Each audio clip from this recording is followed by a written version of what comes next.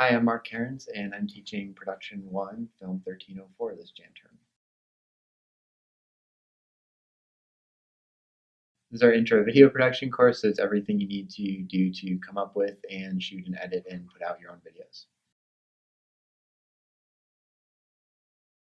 So what's cool about this course is it fulfills a couple of UC requirements while you're just getting to make movies. Like, what's more fun than that? What's nice about doing this course in Jan term is that it's the only class you're doing at that time, so it makes it really easy. You can come right out of class, go shoot your videos in the afternoon, and just focus on those without having to schedule your shoots around other courses.